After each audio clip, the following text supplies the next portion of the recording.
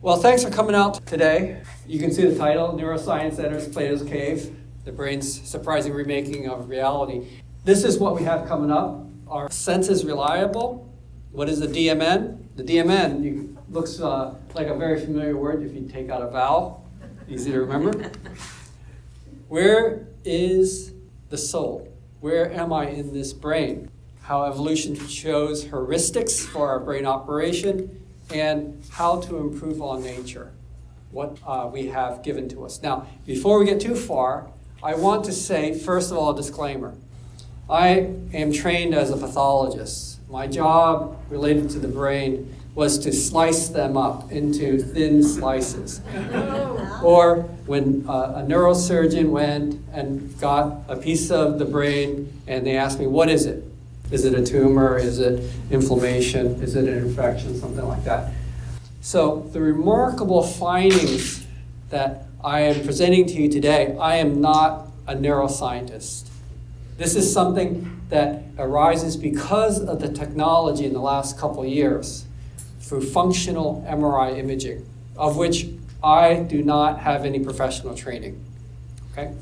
This is my professional background, my readings and professional papers, and hopefully you'll find it interesting. So let's start. How many of you heard of Plato's Cave? Okay, that's a good start. Plato's Cave. Plato was a philosopher over 2,000 years ago, and he had this thought experiment. So he imagined that there was this person who's sitting in a chair, much like you are, facing a projector, much like you are. And there's someone behind them projecting an image of reality. But they don't turn around, they can't see this. They only can see the shadow that's projected on the wall. So Plato asks, if this person were to spend their entire lives only seeing this, could they be convinced that they're actually not seeing reality as it actually is? So Plato's cave is an interesting analogy for us to begin our discussion here. Do our eyes actually see reality, or do they reconstruct reality inside our skull? Much like, for example, do we see it like a digital camera, or do we see it as a recreation in our brain? So this part is not new information. This is old information. In Plato's cave, the shadows were mistaken for reality, and we know that the brain reconstructs the sensory data. So in other words, the senses are created. Now, how can we derive this from what we knew going back decades? So this is a tree. The tree's image is focused through the lens of the eye, and it appears in our retina upside down. Not right side up, upside down. And then through the firing of these rods and cones, it sends electrical signals along the optic nerve to the back of the brain, the occipital lobe of the brain. Now, there's a blind spot here because there's a nerve here. So in other words, when you look at an image, there is a hole in that image. But we never see the hole in the image. That's because our brain is reconstructing that hole. It fills in the hole for us. So the image gets to the back of our brain, and it gets split over here. And what you see on the left side of your nose appears in the right side of your brain. And what's in the right side of to the right of your nose appears in the left side of the brain. So that something crossing from left to right appears as a single image. You actually don't recognize the split because the brain constructs it.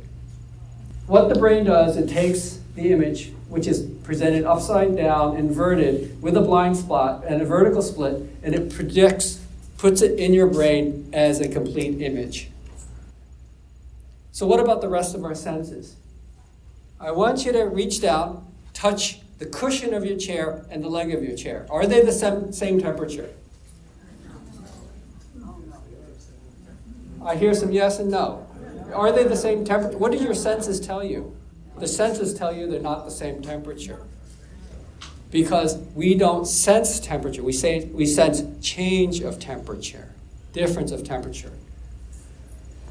What about the rest of our senses? Now this is really cool. I want to explain it to you as I play the video. So what you want to do is, as the video plays, you want to look at the right side and then the left side and then back to the right side and tell me what you hear. Do you hear bar or far? Bar, bar, bar, bar, bar. Bar, bar, bar. Did you notice something very odd? Depending upon if you look at this guy's lips or this guy's lips, you hear different things. The audio is exactly the same. There is no difference. The audio is the same. You can go home and try this. You just type in bar, bar, far, far, and you can play this video for yourself. Okay? So that tells you something about how the brain reconstructs sound. So when someone says, "That's not what I said," believe that might be possible.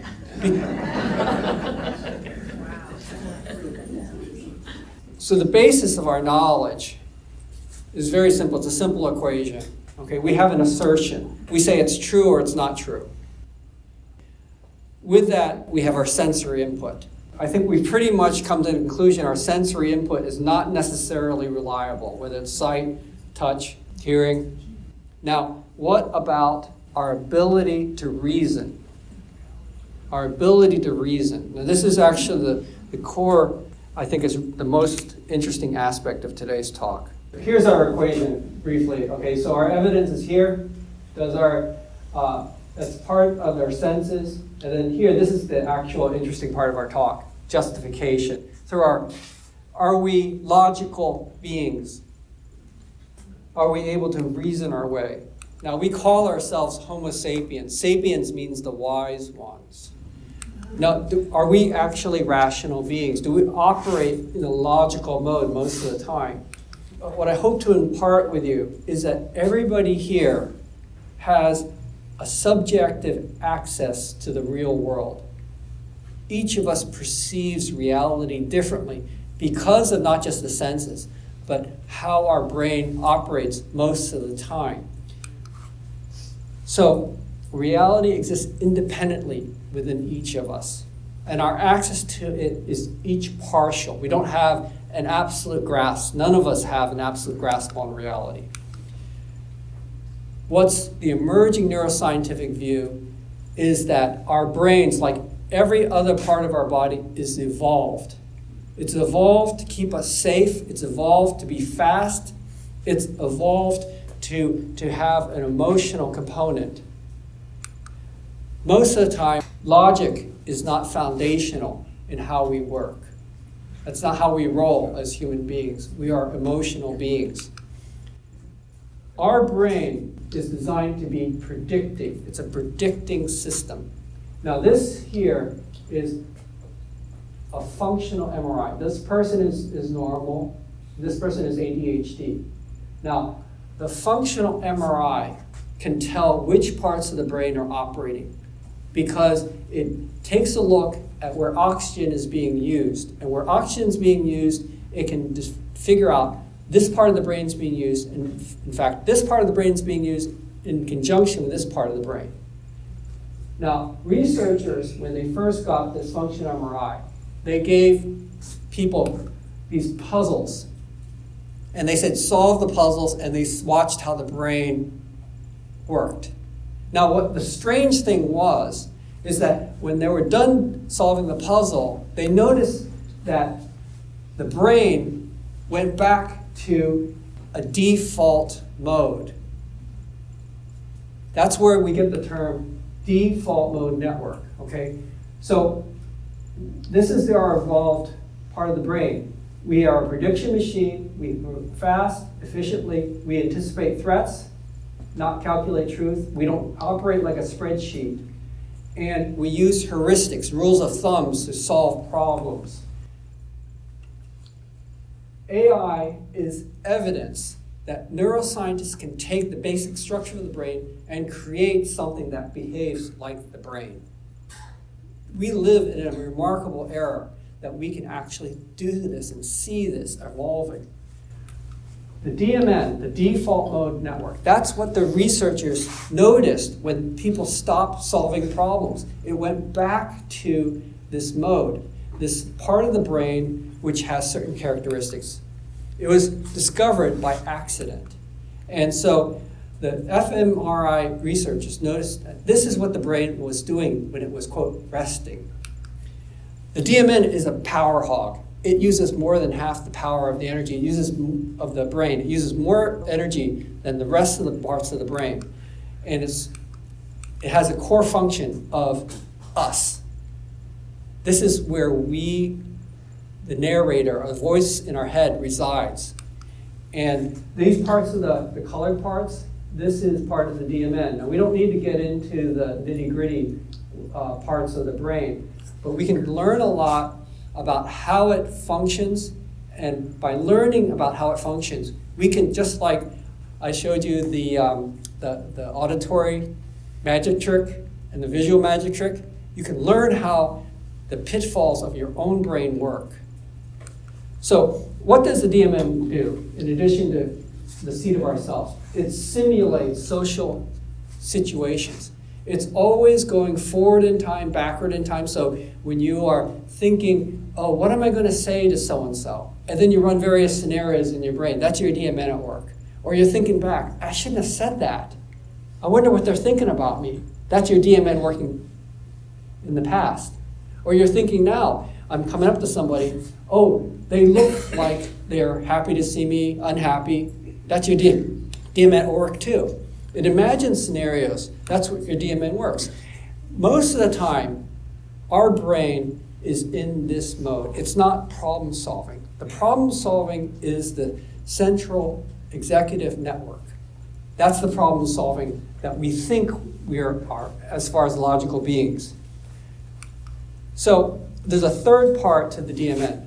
And this is absolutely critical if you want to understand ADHD, chronic anxiety, psychosis, chronic depression.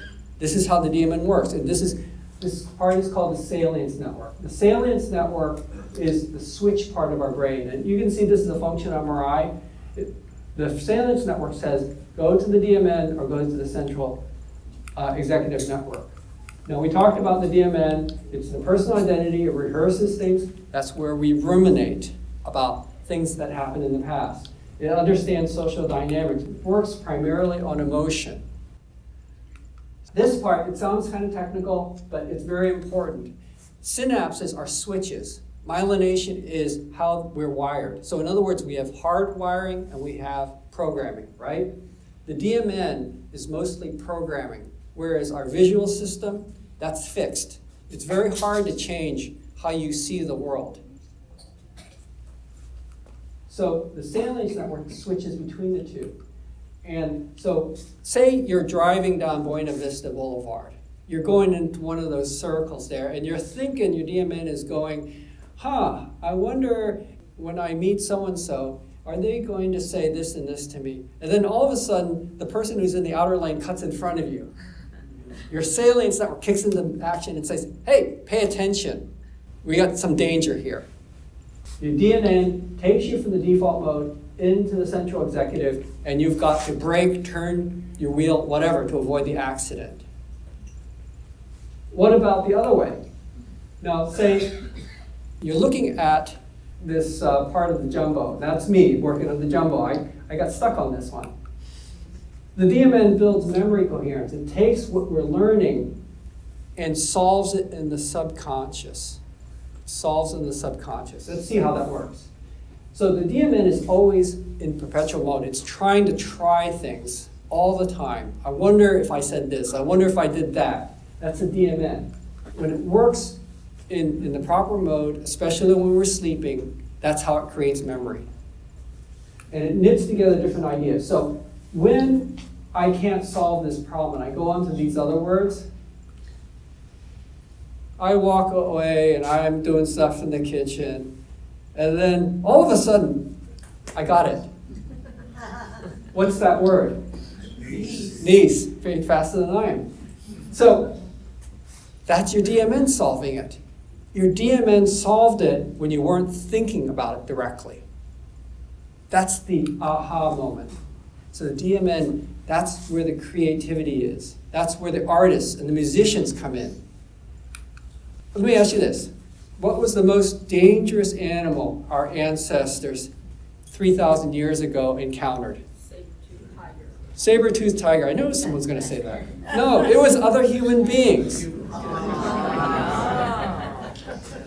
And when they were in a village, going outside the village, they need to know if someone is going to work with them. Are they angry with them? Are they going to hurt them? Learning what these facial expressions mean were very, very important in order for us to function in groups, as tribes. If we couldn't figure out what the intentions of others were, we were in trouble. We misread them. Because probably what would happen is they would take what was ours.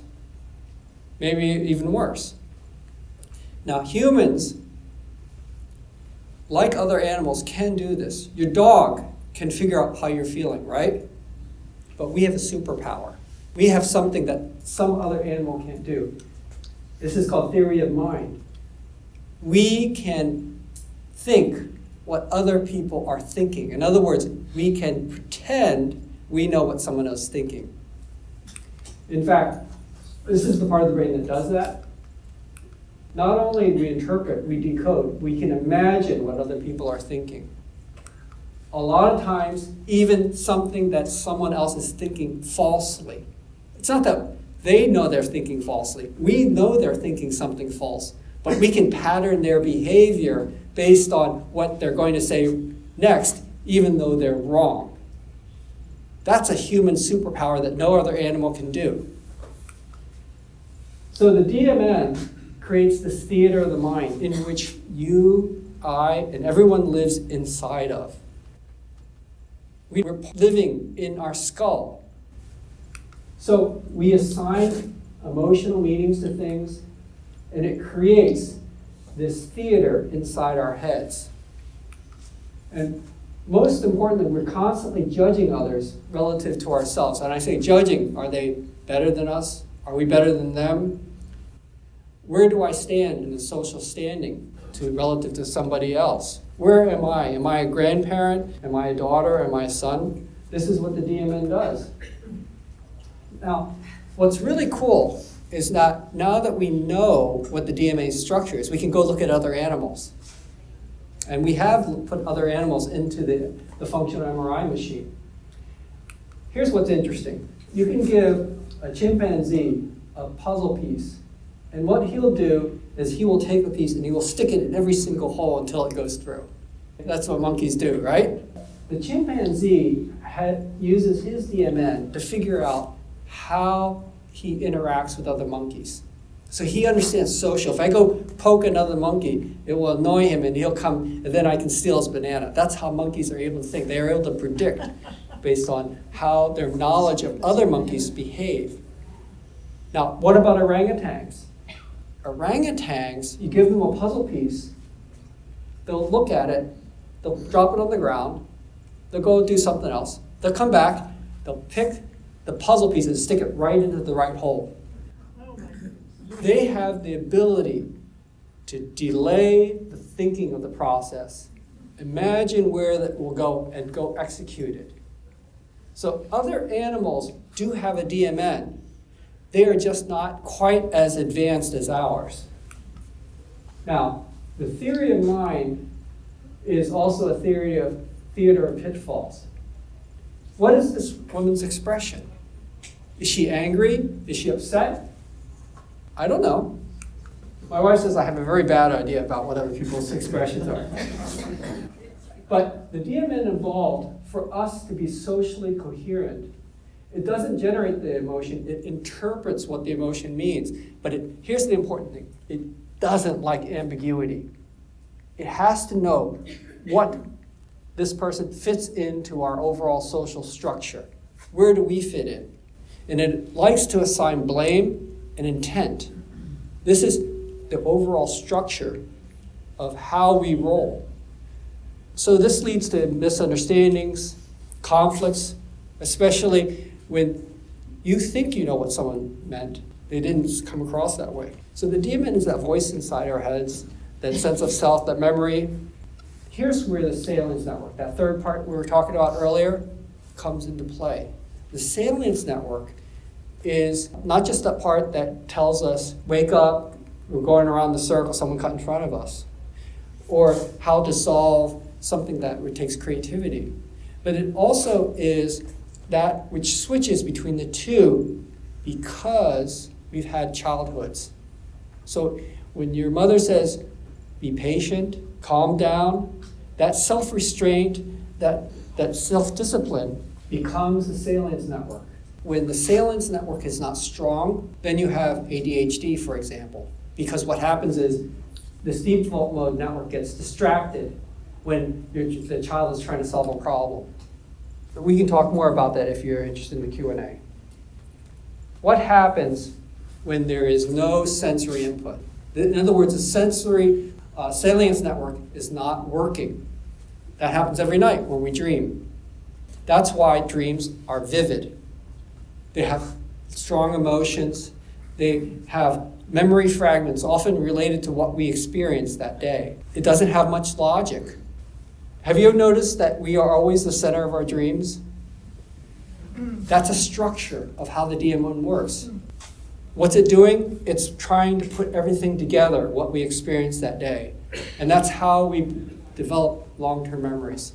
In fact, if we don't have regular sleep, it can't put those together. We literally go insane. Now this is interesting. This is Nancy Smith. She was involved in a serious accident, paralyzed below the neck. Now, how many of you heard of these brain chips embedded into the brain? Yeah, Elon Musk is working on that. So she had a brain chip embedded in her brain. She was a piano teacher. Can't play the piano. But with the chip, she could imagine what key to press. So she thinks about this, and then the computer plays the tone. So after a while she got good at this, something weird happened. She thought about playing it, and the tune played itself. In other words, she didn't think about pressing the key. She thought about the song, and the song played before she thought about pressing the keys. Very weird. How could that be?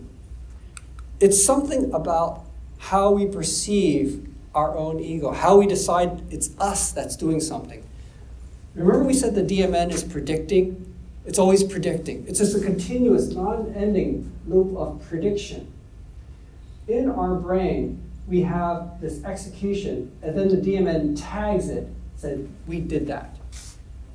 What's happening in this case here, because of the chip is short-circuiting that normal circuitry. So she's not labeling properly. Normally our DMN is synchronized with our executive network, and it says, I did that. I did that. When it's not synchronized, it says, I didn't do that. Now, for people who experience psychosis, this is the present thinking, is that it's not synchronized. I wasn't thinking that. Where'd that thought come from? It came because it wasn't synchronized and the DMN didn't tag it. It was out of sync. Heuristics, we talk rules of thumb. Rules of thumb. So where does that have to do with today? Our DMN takes emotional inputs. Like, for example, you're walking along the pond and you see what looks like a log. Or wait, maybe it's not a log. Maybe it's an alligator. Now, do you think, well, that's got to be a log? No, the first thing you think about, that could be an alligator, and therefore I won't get close. That's your DMN. Your DMN is keeping you safe because it gives you an emotion response. You're not going to go over and say, hi, you know, that kind of bobs up and down, that's a log, right? Your DMN says, oh, that's a dumb idea. So the DMN functions in a way to protect us. There's a lot of times we say, oh, I knew that was true. That's your DMN at work. Because it reduces the load on your brain. Your brain functions better when you believe that all along. That's a feature, not a bug of the DMN. Because if you didn't predict quickly, your ancestor would have been eaten by that alligator, okay, or bitten by that snake. So that's where first impressions, gut feelings come from. It kept us safe, but it's not necessarily true. So this is not a logic-driven system that we're operating on most of the time. 80% of the time, we're not doing that. So let's take it to the modern age. What do you think about this guy here? What we do is we say, oh, this t-shirt tells us something about this guy. It takes a symbol there. For the ones in the back, it says, I don't run, I reload, and that's a picture of a rifle that's used for typically fighting war. So the DMN matches a symbol in our stored memory about people like that. It activates narratives, things we read in the paper, and then it constructs a coherent social story. And it says, I know that type. I know that kind of person. And what that does is it decreases uncertainty and risk for us, just like that alligator or that snake. I pulled this off a website of t-shirts. This guy probably never wore this t-shirt, so the DMN does something else. It preserves who we are. We wake up in the morning, and it's very important that we are the same person. Have you noticed that's kind of a strange aspect too? It's not that you wake up in the morning and says, you know, I'm going to reinvent myself today. So confirmation bias is the cost of that, and it's frequently inaccurate. So here's if you think about it, this is very interesting. We've gone in one or even two generations from Archie Bunker. Now we have the original framework of the DMN. When you went over the hill and you met someone different, not mean to do you well, that person didn't mean to do you well. That DMN was very important for protecting us against people who didn't look like us. It's a feature. But now we've replaced it with something else. People who wear different colored hats that have different letters. It's the same thing. It's the same system at work. How many of you remember Saturday Night Live? This skit Pat. And Pat was androgynous. Part of the joke was you could never figure out, was Pat male or Pat female? And so the Saturday Night Live kept running the skit over and over.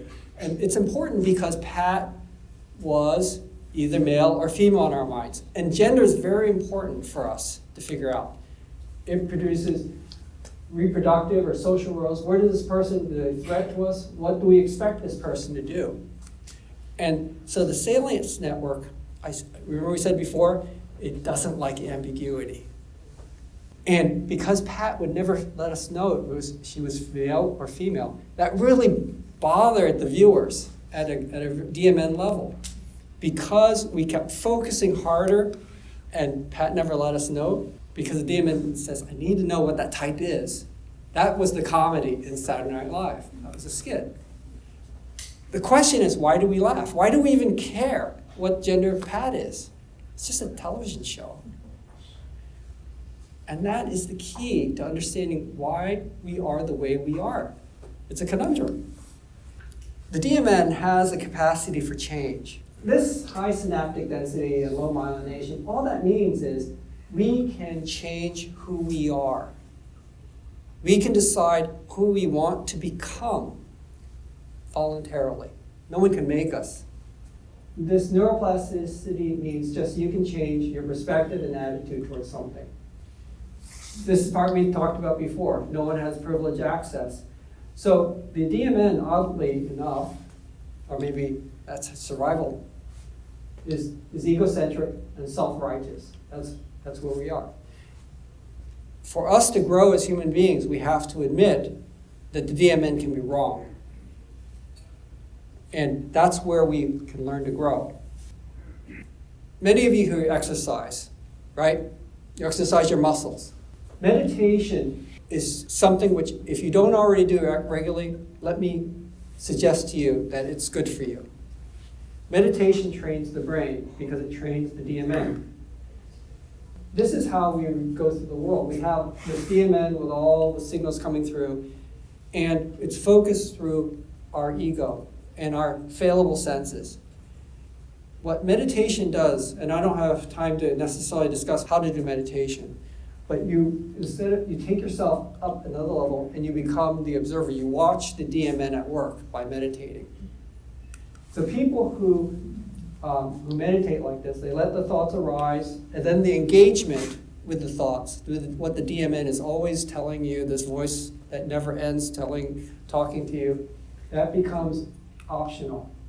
People who meditate regularly have stronger salience network control. This is what the function MRI tells us. Because it exposes this DMN functioning. We have emotions, we make them into symbols, we create stories, and then we make judgments. People who do regular meditation, they break that cycle. They become released from Plato's cave, if you like. Let me end it here.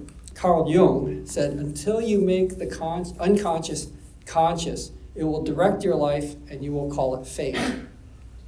This is typical DMN talk. So I'll let you take a look at it for a moment. And I like this one. I never liked broccoli. Everyone here has the same taste buds. Why do some of us like broccoli and some of us don't? It's not because the taste buds are different. It's because we've interpreted the taste of of broccoli to be good or bad.